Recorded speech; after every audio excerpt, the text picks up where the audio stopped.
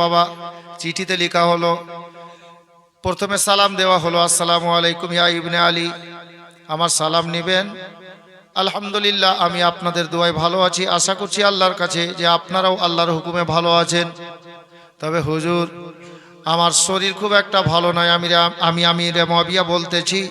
এই চিঠিটা যখন পাবেন আপনারা, এই চিঠিটা পাওয়ার পরে দু ভাইয়ের মধ্যে কোনো এক ভাই মদিনা থেকে দামেস্কে আসেন, আর এই রাজ সিংহাসনটা রাজসভাটা আপনারা গোছে নেন। কারণ হায়াতের ব্যাপার বলা যাবে না, নিঃশ্বাসের কোনো বিশ্বাস নেই, আল্লাহ কাকে কখন নিয়ে নেবে দুনিয়া থেকে। এ কারণে বাবা চিঠিটা লিখে ইতি সিগনেচার সই দিয়ে কাশিদের হাত দ্বারাই চিঠিখানা দামেস্ক থেকে আপনার পাঠাতে বলল মদিনাতে। এ নালায়ক ইয়াজিদের একটা বন্ধু ছিল, যার নাম কিতাবে লেখা আছে মারওয়ান। এ মারওয়ান নামক লোকটা বাইরে আছে। ওই চিঠি নিয়ে ইয়াজিদ বেরোলো, ইয়াজিদকে জিজ্ঞেস করলো, ইয়াজিদ হাতে তোর কি? বলে চিঠি। কি চিঠি? কার চিঠি? কোথায় যাবে? চিঠিতে কি লেখা আছে? ইয়াজিদ সবটা কথা ভেঙে দিয়ে বলল। তখন মারওয়ান বলল, তোর মতো বোকা লোক দুনিয়াতে নাই। বলে কেন? বলে তোর বাবা বাদশাহ আছে, তোর বাবা ইন্তেকাল করলে তোর বাবার চেয়ারটা তোর হয়ে যাবে, তুই হবি বাদশাহ, তুই হবি এই চেয়ারের মালিক। আর এই চিঠি তুই সোনার মদিনাতে পাঠাবি, মা ফাতেমার বেটারা পেলেই চলে আসবে, আর তোর বাবার সিংহাসনটা তারা নিয়ে নেবে। তুই কি করে খাবি? তুই ভিক্ষা করবি। দিল রস ঘুলে। ইয়াজিদ বলল, কথা তো ঠিক, কিন্তু আব্বা বলেছে চিঠি পাঠাতে, আব্বা বলেছে চিঠি পাঠাতে। তখন মারওয়ান বলল, চিঠি পাঠানো দরকার নেই, চিঠি চিরে দে, ফেলে দে। তোর বাবা যদি জিজ্ঞাসা করবে বলবি আমি চিঠি পাঠিয়ে দিয়েছি, আসলেন না তো আমি কি করব। ঘুলে দিল রস, চিঠি চিরে দিল, ফেলে দিল। কিছুদিন পর আব্বা জিজ্ঞাসা করছে, বেটা ইয়াজিদ, চিঠি কি পাঠিয়েছিলি? বলছে, আব্বা পাঠিয়েছি। একদম জিন্দা মিথ্যা কথা। এই করে একটা নয়, দুইটা নয়, কয়েকখানা চিঠি লিখলো ইয়াজিদকে দিয়ে। কোনো চিঠির উত্তর আসলো না। আসবে কি করে? চিঠি পাঠাইনি, চিঠি যায়নি তো আসবে কি করে উত্তর? অবশেষে প্রত্যেক লোকের একটা খাস লোক থাকে। আমিরে মুআবিয়ার একটা খাস লোক ছিল, যাকে ডান হাত বললে চলে। ওই লোকটাকে পার্সোনালে আমিরে মুআবিয়া ঘরের মধ্যে ডেকে নিয়ে ঘরের দরজা লাগিয়ে দিয়ে একটা চিঠি লিখলো। বাবা আমিরে মুআবিয়া যেমন চিঠি লিখাতে হয় সেই মতো চিঠিটা লিখালো। বলে, হুজুর, এর আগে কয়েকটা চিঠি লিখেছি, ওই চিঠিগুলো আপনার কাছে পৌঁছেছে কিনা জানি না, যদি পৌঁছেছে আপনারা জবাব দিয়েছেন কিনা তাও জানি না। তবে হুজুর গো, আমার শারীরিক অবস্থা ভালো নয়, চিঠিটা পাওয়া মাত্র দয়া করে আসিয়েন, আমি এই সিংহাসনটা আপনাদেরকে সঁপে দিতে চাইছি। এই করে চিঠিটা লিখে দিয়ে আপনার কি বলে সিগনেচার সই করে দিয়ে নিজের ডান হাতকে বলল, যা বাবা যা, চিঠিটাকে পিয়নকে দিয়ে মদিনা পাঠিয়ে দে, সোনার মদিনাতে মা ফাতেমার বেটাদের কাছে পাঠিয়ে দে। আর চিঠি যেন ইয়াজিদ দেখতে না পায়, আমার বেটা দেখতে না পায়। এ বাবারা ভাইরা, চিঠিটা ওইমনি বাবা নিয়ে যেমন ঘর থেকে বেরোলেন, মেন রাস্তা দিয়ে, মেন গেট দিয়ে বাইরে বেরিয়ে যাবে, পিয়নের বাড়ি যাবে, পিয়নকে দিবে চিঠি, সোনার মদিনা চলে যাবে। যেমন বাড়ির মেন গেটে বেরোতে যাবে, ইমাম আপনার কি বলে আমিরে মুআবিয়ার খাস লোকটা চিঠি নিয়ে বেরোচ্ছে, আর আমিরে মুআবিয়ার ছেলে ইয়াজিদ নিজের বন্ধু দুষ্ট দুরাচার ওই মারওয়ানটাকে সঙ্গে নিয়ে বাহির থেকে এসে বাড়িতে ঢুকছে। মুখামুখি, আমনা সামনে। আমিরে মুআবিয়ার খাস লোকের হাতে চিঠি ছিল, চিঠিটা চট করে লুকানোর চেষ্টা করলো। নজর পড়বি তো পড়বে, নালায়ক দুষ্ট মারওয়ানের নজর চিঠিতে। মারওয়ান বলল, ইয়াজিদ, তোর বাপের খাস লোক তোকে দেখে কিছু লুকাচ্ছে। কাছে ডাক। কাছে ডাকা হলো। কি লুকালি রে? বলে, কিছু না। বলে, তুই তো লুকালি কেন? লুকালি বল, কি আছে তোর কাছে? তখন বাধ্য, যেহেতু বাদশার বেটা, বলছে, অন্য কিছু নয় গো, এটা একখানা চিঠি আছে, পত্র আছে। কার চিঠি? কেমন চিঠি? চট করে চিঠিটা নিল, চিঠিটা খুলে পড়ছে। দেখা গেল চিঠিটা আছে সোনার মদিনা পাঠানোর জন্য মা ফাতেমার বেটাদের কাছে। মারওয়ান বলল, ইয়াজিদ রে, দেখ কেমন গাদ্দার লোক, তোর বাপের খায় আর তোর বিরুদ্ধে কাজ করে। দিল রস ঘুলে, একেবারে মাথাতে পোকা ভরে দিল। হ্যাঁ? তোর বাবার খায় আর তোর বিরুদ্ধে কাজ করে। ইয়াজিদ বলল বুঝলাম না। বলে তোর বাবার হয়ে তোর বিরুদ্ধে এই চিঠিটা সোনার মদিনা পাঠাচ্ছে, যেন এই সিংহাসনটা তোর আয়ত্তে না আসে, তোর আন্ডারে না আসে, তুই যেন বাদশা হতে না পারিস, এই চেষ্টা তোর বাপের খাস লোক চালাচ্ছে। ইয়াজিদের মাথা ঘুরে গেল, কথা তো ঠিক, তাহলে কি করা যায়? বলে চিঠিটা তো নিয়ে এলে চিরে ফেলে দে। আর এই লোকটাকে বলে তোর বাপের কাছে গেলে এ তো বলে দিবে যে তোর বেটা নিয়েছে, তাহলে তোর উপরে হবে। তাহলে এক কাজ করে, এই লোকটাকে গ্রেফতার করে নে, আসামি বানিয়ে দে, কায়দি বানিয়ে দে। কায়দি বানিয়ে দিল, কেউ জানবে না। বাদশার বেটা অর্ডার, বাদশার বেটা ওকে গ্রেফতার করে জাল্লাদকে দিয়ে, মানে দারোগাকে দিয়ে, আর গুপ্ত জেলখানায় লুকিয়ে দিল। গুপ্ত জেলখানাতে লুকিয়ে দিল।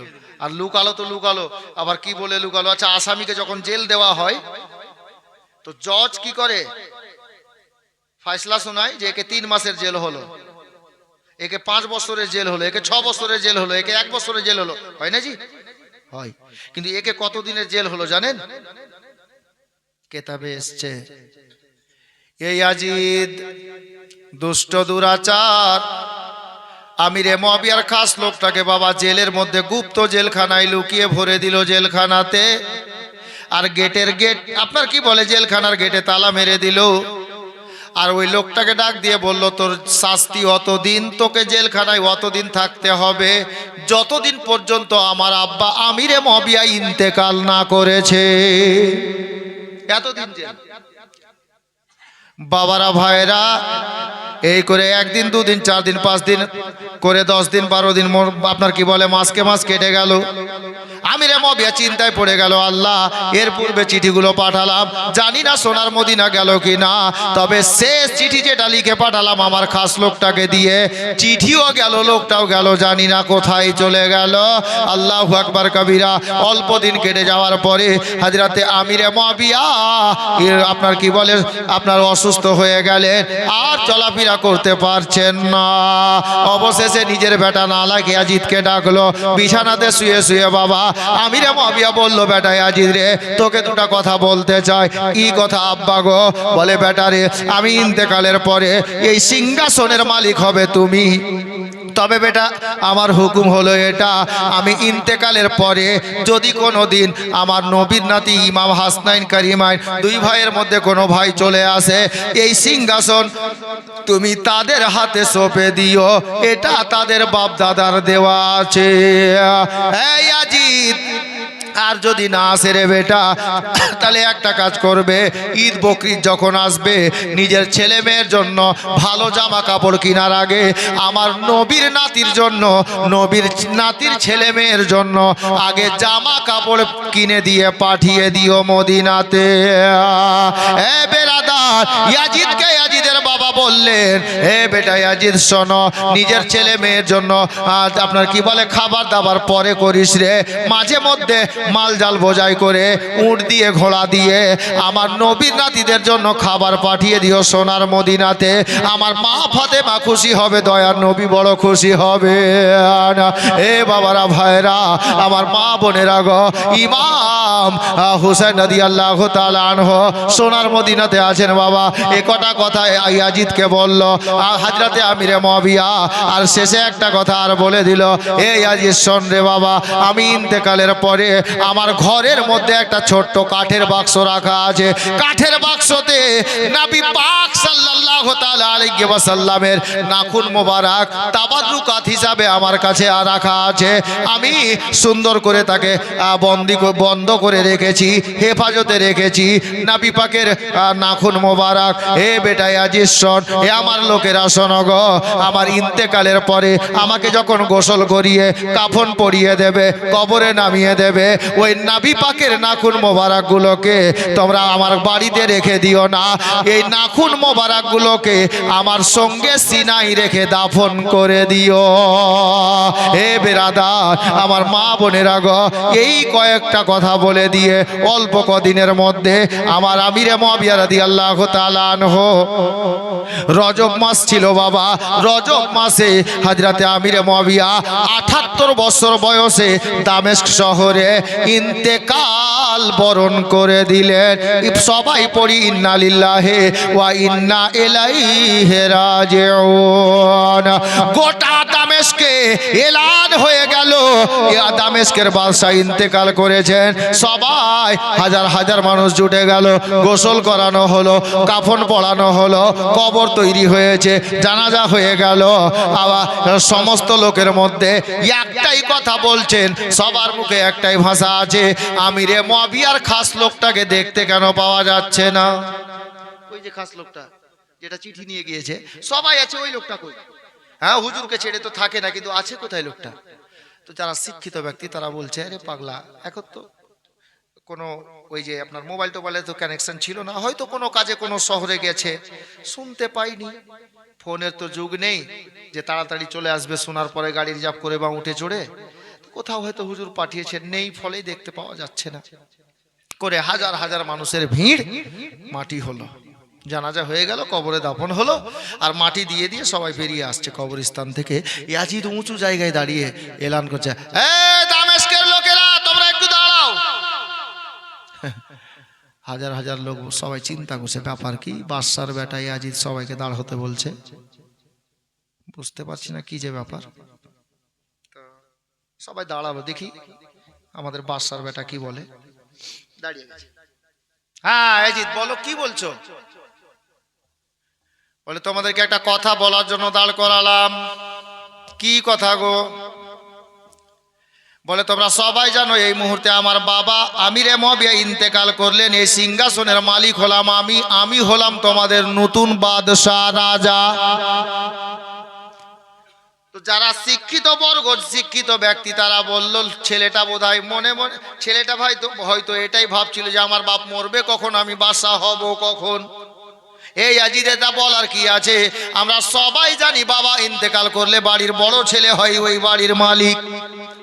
তুমি বাবার ছেলে, তুমি ইয়াজিদ বড় আছো, তুমি আমাদের বাদশা, এটা বুঝতে পারলাম, এটা বলার কি আছে?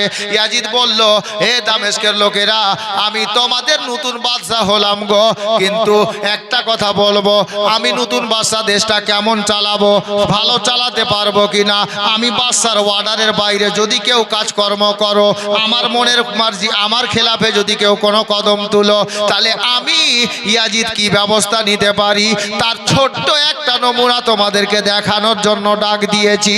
নিজের চোখে তোমরা আজকে দেখে যাও। এ বাবারা, ভাইরা, সবাই চিন্তায় পড়ে গেলেন, এ আবার কি নমুনা দেখাবে? চোখের ইশারা করে দিল।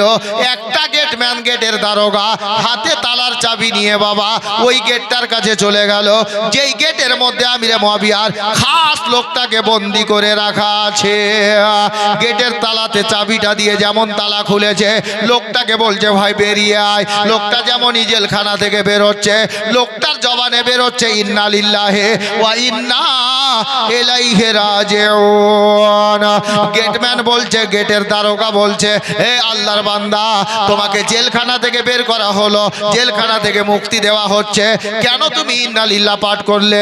এটা তো বের হওয়ার দোয়া না, তুমি বিপদ থেকে মুক্তি পেয়ে গেলে আলহামদুলিল্লাহ পড়ার উচিত ছিল। আল্লাহু আকবার কাবীরা, তুমি ইন্না লিল্লাহ শরীফটা কেন পাঠ করলে? ওই গেটম্যানকে আপনার কি বলে, আমিরে মুয়াবিয়ার খাস লোকটা বলছে, হে গেটম্যান শোনো, আমাকে পাগল ভাবিও না, আমি অতটাও পাগল না, আমি পড়েছি, তার মধ্যে একটা কারণ আছে। কি কারণ আছে রে? বলে, আমার পড়ার উদ্দেশ্য হলো এটা, আমি যখন জেলখানাতে বন্দী হয়েছিলাম, ইয়াজিদ দুষ্ট দুরাচার আমাকে বলেছিল, আমার জেলখানাতে শাস্তি হলো অতদিনের জন্য, যতদিন পর্যন্ত আমিরে মুয়াবিয়ার ইন্তেকাল না হয়েছে। আমি এই জন্য আজকে ইন্না লিল্লাহ পড়লাম, আমাকে জেলখানা থেকে বের করা হচ্ছে, তার মানে স্পষ্ট হয়ে গেল আমিরে মুয়াবিয়া ইন্তেকাল করে গেছেন, তাই আমি ইন্না লিল্লাহ পাঠ করেছি। এ বেরাদার, লোকটা বলল, ঠিক আছে, তুমি সঠিক বুঝেছো, তাহলে চলো এবার বাইরে চলো। লোকটাকে গ্রেফতার করে বাবা হাতখানা ধরে নিয়ে কাইদি বানিয়ে নিয়ে হঠাৎ করে ময়দানের ওই উঁচু জায়গাতে ইয়াজিদের অল্প দূর করতে পার্শ্বে দাঁড় করে দিয়েছে। হাজার হাজার লোক সবাই চিন্তায় পড়ে গেল, লোকটা কোথা থেকে বেরিয়ে এলো। হুজুর ইন্তেকাল করে গিয়েছেন, তবুও দেখা গেল না। জানাজা হলো, দেখা গেল না। গোসল হলো, দেখা গেল না। রাস্তায় চললাম, দেখতে পাওয়া গেল না। মাটি হলো, দোয়া হলো, দেখতে পাওয়া গেল না। লোকটা কোথা থেকে বেরিয়ে গেল। ইয়াজিদ ডাক দিয়ে বলল, হে দামেস্কের লোকেরা, তোমরা চিন্তা করছো লোকটা কোথা থেকে আসলো। আমি বলে দিচ্ছি শোনো, এই লোকটা আমার আব্বার হয়ে আমার বিপক্ষে কাজ করছিল, চিঠি লিখে পাঠাচ্ছিল সোনার মদিনাতে। আমি গ্রেফতার করে জেলখানায় বন্দি করেছিলাম। তোমরা নিজের চোখে দেখো, আমি ইয়াজিদের বিপক্ষে গেলে তার কি শাস্তি হতে পারে, কি পরিমাণ হতে পারে, কি পরিণাম হতে পারে। আল্লাহু আকবার কাবীরা। এই দুষ্ট নালায়েক, দুষ্ট দুরাচার ইয়াজিদ একটা জাল্লাদকে ইশারা করে দিল। হাজার হাজার মানুষের সামনে আমিরে মুয়াবিয়ার খাস লোকটাকে এই নালায়েক ইয়াজিদ জাল্লাদকে দিয়ে এমন ভাবে তালোয়ার চালিয়ে দিল, একই তালোয়ারে লোকটা কতল হয়ে গেল, দেহ থেকে গলা আলাদা হয়ে গেল। লোকটাকে কতল করে দিল একটাই তালোয়ার চালিয়ে দিয়ে। এবার দামেস্কের হাজার হাজার লোক সবাই চিন্তায় পড়ে গেলেন, আল্লাহ এই দেশে আর ভালো হতে পারে না। সবাই ছি ছি করতে করতে নিজের নিজের বাড়ি চলে গেল। বাবা আমিরে মুয়াবিয়া রাদিয়াল্লাহু তাআলা ৭৮ বছর বয়সে রজব মাসে দামেস্ক শহরে ইন্তেকাল করলেন। এখন জীবনী তো আমরা শুনেছি, তবে ইনারও মনে হয় তারিখটা জানা নেই। আমিরে মুয়াবিয়া কত তারিখে ইন্তেকাল করেছেন এটাও জানা নেই।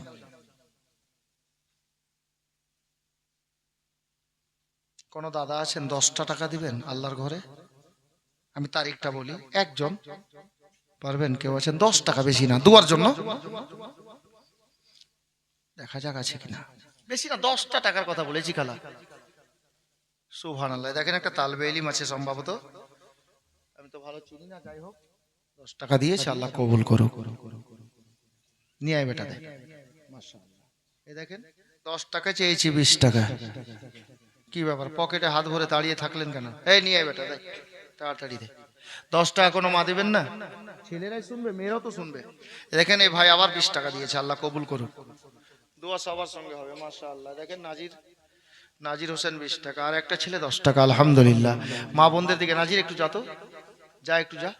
10টা করে টাকা, 5টা মা দেন, তাড়াতাড়ি দেন। এদিকে কেউ দেবেন? নাজির যাও যাও। মাশাআল্লাহ। দেখেন আমার ভাইজান মাশাআল্লাহ 115 টাকা দিয়েছে। এ দেখেন, হ্যাঁ মাশাআল্লাহ। আচ্ছা তুমি দিলা, যাক আল্লাহ ভালো রাখুক। মাশাআল্লাহ। ছেলেটাকে একা বসিয়ে রেখেছিলাম আমি, ছেলেটা আবার দিয়েছে, দেখছেন অংশগ্রহণ করছে, আল্লাহ ভালো রাখুক। যাই হোক 10-20 যা পারেন দোয়ার জন্য দেন। আমি তারিখটা বলছি, আর প্রশ্নের উত্তর কিন্তু বাকি আছে বাবা দুটা, যেটা কোনোদিন শুনেননি, আজকে জীবনীতে শুনবেন। ইমাম হাসানের ছেলে মেয়ে কটা মনে রাখবেন, কিন্তু আমি ভুলিনি, আর আমি চাইছিও না যে ভুলি। জানেন আমি যেটা জানি ওটা আপনাকে জানিয়ে দিই। জি মেয়েরা দিচ্ছে, নাজি দিচ্ছে 10 টাকা করে দে। মা আমার খালারা এদিকে, এই ছেলে এই যা তো, এদিকে যা তো, দেখতো দেন তো, এই ছেলেটাকে দেন তো। ও বাড়ি যাচ্ছিল নাকি, আমি ও দাঁড় করে দিলাম। যাবে? হ্যাঁ এটাই বাড়ি। আচ্ছা ঠিক আছে, বাড়ি যাবে না। মাশাআল্লাহ দেবে। 10টা করে টাকা দেন মা, যদি থাকে তো দেন। কি আছে আজকে, না হলে যাওয়ার সময় পাপড় খেলেন না, কি আছে দেন। সুবহানাল্লাহ মাশাআল্লাহ। নাজির টুপি ভরলো বেটা, টুপি ভরলো? ভরেনি বলছে। হ্যাঁ বিড়ি বানার গজল কি হলো? ভুই লাগাইছি রে পাগলা, ওইটি মনে আনলো। সুবহানাল্লাহ। এই দেখেন বাপ রে, খালা আত্মা জোরে টাকা বানিয়েন না গে, এমন ভাবে বৈধাছে রে ভাই, আমার দাদির কথা মনে পড়তে লাগলো। সুবহানাল্লাহ। আগে মা বোন মানে ওই যে শাড়ি, এখন তো শাড়ি কম পড়ছে, হ্যাঁ এমন ভাবে দেখা এরকম আঁচলে বাঁধতো কিরা দিয়া, বাপরে টাকার হালুয়া টাইট। ওইরকম বহুত দিন পরে দেখলাম, আল্লাহ ভালো রাখুক। মা বোনরা দেখেন এই 20 টাকা 10 টাকা 20 টাকা করে একটা খালা 100 টাকা দিয়েছে, আলহামদুলিল্লাহ মাশাআল্লাহ। আর দিতে বাকি নেই, তাহলে হয়ে গেছে। হযরতে আমিরে মুয়াবিয়া রজব মাসে 60 হিজরিতে দামেস্ক শহরে 78 বছর বয়সে 3 তারিখে ইন্তেকাল বরণ করেছেন। মাশাআল্লাহ। এই দেখেন একটা ছেলে 50 টাকা, আলহামদুলিল্লাহ।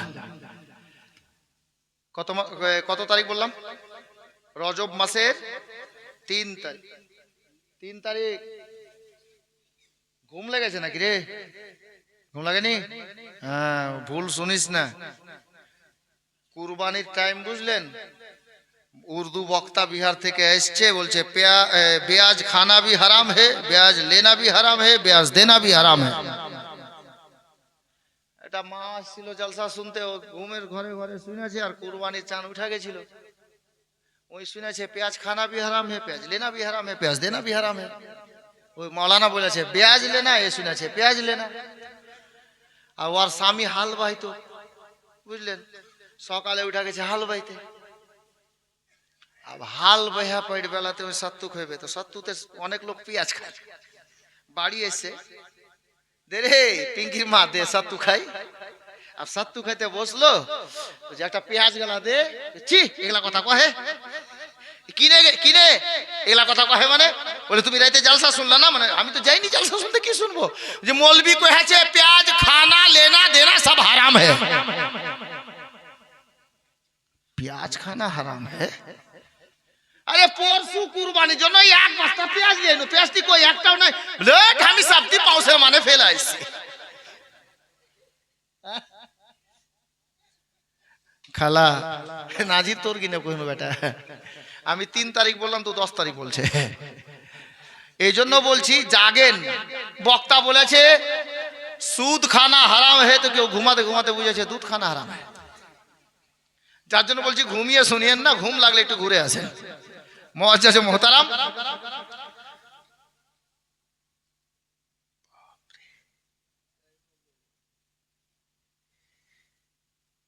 আমি ফোনটা ধরছি না, একজন পীর সাহেব ফোন করেছেন। জি, তো যাক, আল্লাহ মাফ করুক, আমি কথা বলে নেব। ওনারা জেগে থাকেন রাতে, আল্লাহর ওলি আছেন, ওনারা সাইয়্যদ জাদা আছেন, কারণ ডিস্টার্ব হবে এখন আপনাদেরও, আর ওনারও অসুবিধা হবে। বলবো যে হুজুর একটু পরে করছি, খারাপ দেখাবে। তো যাই হোক, বলছিলাম রজব মাসের 3 তারিখে 60 হিজরিতে হযরতে আমিরে মুয়াবিয়া ইন্তেকাল বরণ করলেন 78 বছর বয়সে। আপ চলেন দুটো প্রশ্নের উত্তর। 1 নম্বর প্রশ্ন ছিল ইমাম হাসানের ছেলে মেয়ে কজন? ইমাম হাসানের মোট ছেলে মেয়ে, আমি যেই কিতাব পড়েছি আমি দেখেছি টোটাল ছেলে মেয়ের গিনতি লেখা আছে 16 জন। এর আগে শুনেননি? কমপক্ষে সুবহানাল্লাহ তো বলেন। 16 জন। এবার আপনারা বলবেন যে অনেক বড় বড় বক্তার মুখে জীবনী শুনেছি, আমরা তো কোনোদিন শুনিনি। বাপ, জীবনী বক্তা এই কথা বলতে পারবে না। আপনি বলবেন কেন? জীবনীর যতগুলো কিতাব আছে এই গিনতিটা জীবনের বইয়ে লেখা নেই। আপনি কি করে শুনবেন? আমি বক্তাকে খারাপ বলছি না, বক্তা সবাই ভালো, সব বক্তা ভালো, আমাদের আহলে সুন্নাত ওয়াল জামাতের সমস্ত বক্তা ভালো। এই কথাটা জীবনীর কিতাবে লেখা নেই, আপনি পাবেন কি করে? আর বক্তারা বলবে কি করে? এটা অন্য কোনো কিতাবে। আপনি এবার যদি বলেন যে ওনার ছেলে মেয়ে 16 জন, নামগুলো বলেন, আমার বাপেরও দিন নেই। আপনি বলবেন কেন? শুধু গিনতি লেখা আছে, নাম লেখা নেই। আমি যা কিতাবে পেয়েছি ওটাই বলছি। কাল আপনি সকালে প্রশ্ন করবেন হুজুর কোন কিতাবে আছে দেখান, তো আমি নাম বলে দিব, উল্টো পাল্টো নাম বলবো, যেটা লেখা নেই বলে দেব, আমি মিথ্যুক হয়ে যাব। কি দরকার? আমি যেটা পড়েছি ওটা বলছি। হাজরাতে কেরামি 16 জন ছেলে মেয়ে, 4 জন ছেলের নাম পাওয়া যাচ্ছে, 2 জন ছেলে আর 10 জন মেয়ের নাম কিতাবে পাওয়া যাচ্ছে না। গিনতিটা পেয়েছি এক কিতাবে। 16 জন ছেলে মেয়ের মধ্যে 6 জন ছেলে আর 10 জন মেয়ে। আর কেউ বাকি আছে বেটা?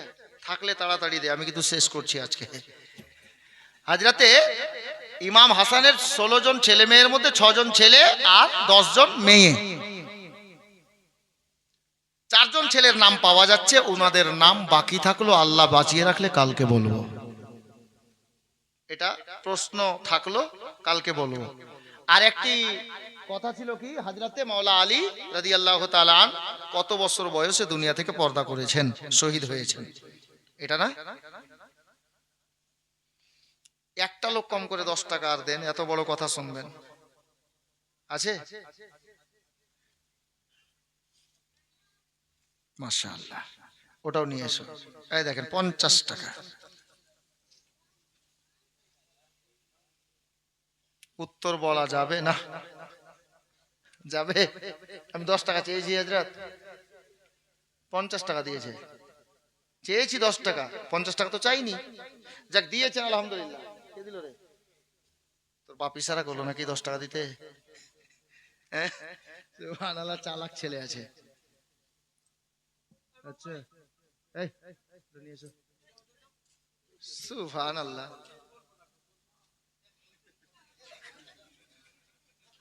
তো এটা কাকে দিলেন? আমাকে দিলেন না দান দিলেন? আমি বলবো কেন? এটা তো জীবনের হিস্সাই নেই,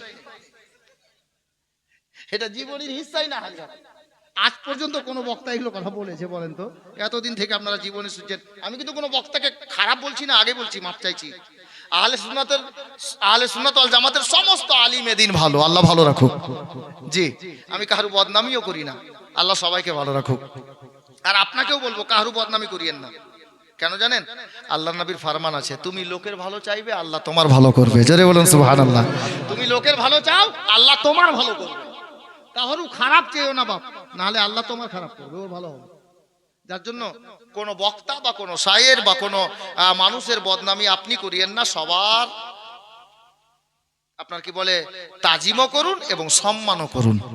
ছোট আছে তো ভালোবাসা দেন, বড় আছে তো শ্রদ্ধা করেন। যাই হোক, আলহামদুলিল্লাহ। এই ভাইজান বলছে যে মৌলভী সাহেব বলতে চেয়েছেন 100 টাকা আর দাও। 20 টাকা, 10 টাকা কয়জন দিল জি? আমি একটা চাইলাম তো দুটা দিয়েছে বোধহয়। 50, 120 আমি চাইনি। আলহামদুলিল্লাহ। মা বোনরা শুনবে না? 10 টাকা একজন মাকে দিতে হবে বা বোনকে দিতে হবে, পারবেন? আর নইলে উত্তরটা আমি ইমাম সাহেবকে কানে বলবো, সামনে জুমাতে মৌলভী সাহেব মাইক বন্ধ করে বলে দিবে, ছেলেরা শুনে নেবে। মেয়েরা জুমা পড়তে যাবে না, ওরা শুনতে পাবে না।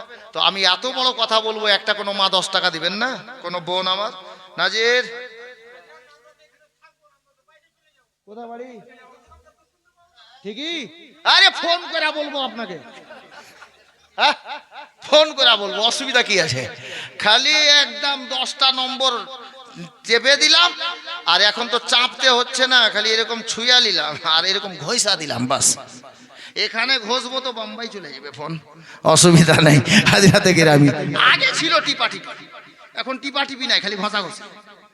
এমন সিস্টেম হয়ে গেছে রে ভাই, আল্লাহু আকবার কবিরা। ওগুলো ছোট্ট মোবাইল এখন খেলনা মনে হচ্ছে, বড় বড় মোবাইল। ছেলেটার বয়স কিন্তু 18 বছর, কিন্তু হাতে মোবাইল আছে 1 লাখ টাকা। ছেলেটার বয়স 12 বছর, ওর হাতে মোবাইল দেখেন 18,000 টাকা। মানে ওর বয়স হিসাব করে বছরে 1000 করে বেশি আছে, 6000। চিন্তা করে দেখেন, এখন মোবাইলের যুগ। চিন্তা করিয়েন না, বলবো আপনি কি ভাবছেন মেয়েরা শুনবে না? দেখেন ও যে নাজিরকে দিয়েছে টাকা, ছেলেটা চুপা থেকে বাইর করছে নাকি? লোক তো নাই এখানে জি। হ্যাঁ বলছে না না, সুবহানাল্লাহ। আর আছে তোর পকেটে 10 টাকা নাই? শেষ? ওরে বাপ রে বাপ, বলছে শেষ করে দিনু, এটা ধার লিনু। দিল দেখেন, দিল হো চঙ্গা তো কটোরি মে গঙ্গা। के नैनन है कब से बेकरार। আপনারা শুনতে চাননি কিন্তু একটা লাইন বলছি, শুনেন। এটা ভোজপুরি পূর্বী ভাষা বলে একে। नैनन है कब से बेकरार, तनी जलवा दिखादा। नैनन है कब से बेकरार, तनी जलवा दिखादा। बिनती करत हो सरकार, तनी जलवा दिखादा। माथे पे तोहरी महाबत का टीका, नैनन पे बा तोहरी चाहत के कजरा। कर करके खड़ा हूँ सिंगार तनी जलवा दिखादा करके खड़ा हूँ सिंगार तनी जलवा दिखादा বাবা ওই ছেলেটার মহব্বতে আমি এই ছন্দ পড়লাম আল্লাহর নবী সাল্লাল্লাহু আলাইহি ওয়াসাল্লামের সানে এটা নাতে পাকের ছন্দ ছিল পূর্বী ভাষাতে বেরাদার হযরতে মাওলা আলী রাদিয়াল্লাহু তাআলা 63 বছর বয়সে দুনিয়া থেকে পর্দা করেছেন জোরে বলুন সুবহানাল্লাহ 63 বছর বয়সে উনি দুনিয়া থেকে পর্দা করেছেন মুআজ্জাজ মুহতারাম আর আগে নিয়ে যাচ্ছি না আয়াতে কারিমা তেলাওয়াত করেছিলাম কুল্লু নাফসিন জায়কাতুল মাউত আল্লাহ বলছেন যার মধ্যে আত্মা আছে তাকে অবশ্যই একদিন মৃত্যুর স্বাদ গ্রহণ করতে হবে মুআজ্জাজ মুহতারাম মরতে সকলকে হবে হযরতে আদি পিতা আদম আলাইহিস সালাতু ওয়াস সালাম থেকে নিয়ে আজ পর্যন্ত মৃত্যুর হাত থেকে না কেউ রক্ষা পেয়েছে না পাবে না পাচ্ছে না পাবে সবাইকে দুনিয়া ছাড়তে হবে একদিন মুআজ্জাজ মুহতারাম নিজের আখিরাতকে ভেবে নামাজ রোজা হজ যাকাত যে যতটুকু পারবেন করবেন ইনশাআল্লাহ আমাদের দুনিয়া আখিরাত দুটোই মঙ্গলময় হবে বলার মধ্যে ভুল ত্রুটি